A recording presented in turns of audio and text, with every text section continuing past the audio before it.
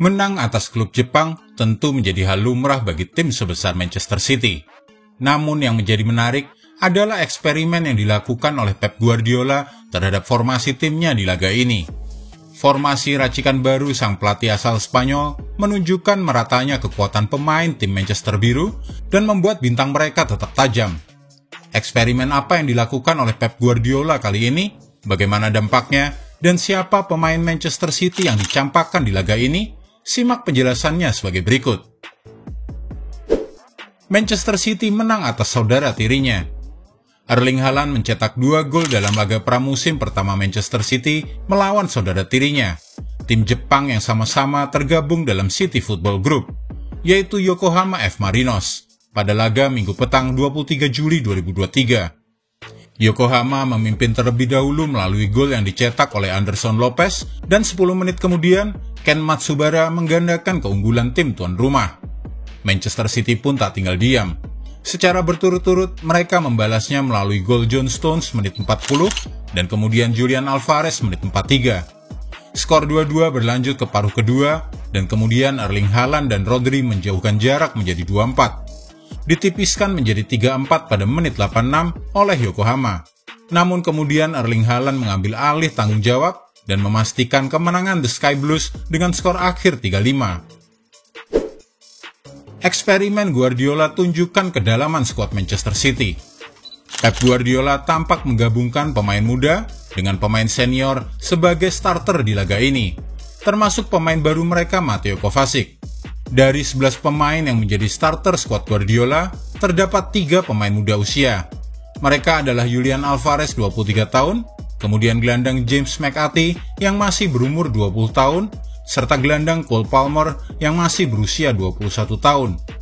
Lalu masih ada 10 pemain muda yang diturunkan sebagai pemain pengganti pada babak kedua. Mereka adalah Phil Foden 23 tahun, pemain tengah Oscar Bob 20 tahun, dan Sergio Gomez 22 tahun, serta bek Rico Lewis yang masih berusia 21 tahun.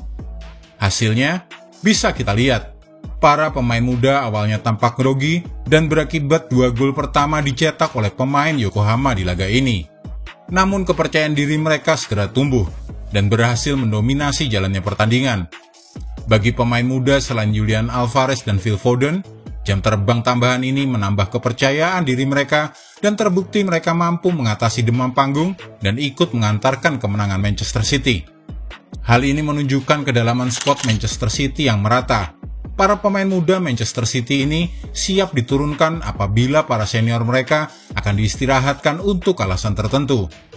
Selain memuji penampilan Kovacic, Pep Guardiola juga terkesan dengan penampilan darah muda sayap kanan Akademi Manchester City, yang juga bermain dalam laga kontra Yokohama.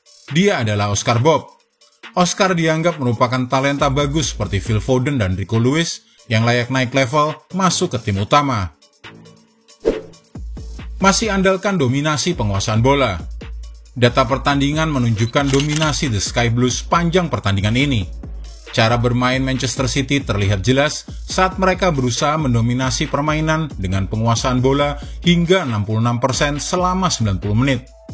Dan selama itu, mereka melepaskan total 21 percobaan gol, 11 serangan tepat sasaran ke gawang Yokohama, namun hanya berujung 4 gol saja. Sebaliknya, tim Jepang itu terlihat lebih efisien dengan 10 upaya gol, 5 serangan tepat sasaran ke gawang Stefan Ortega, dengan 3 menjadi gol. Pemain Manchester City yang tidak dimainkan.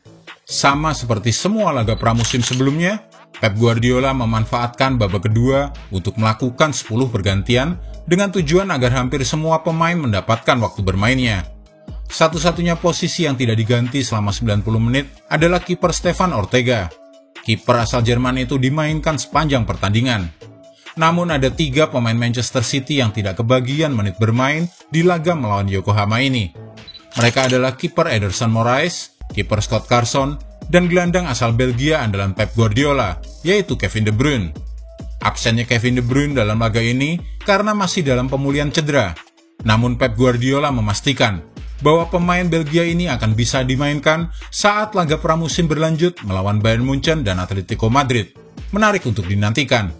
Bagaimana menurutmu? Apakah Manchester City tak akan tergoyahkan saat mereka berusaha mempertahankan mahkota juara musim depan? Tulis pendapatmu di kolom komentar, dan jika Anda menyukai video ini, jangan lupa klik like, share, subscribe, dan tendang loncengnya agar tak ketinggalan update terbaru dari kami.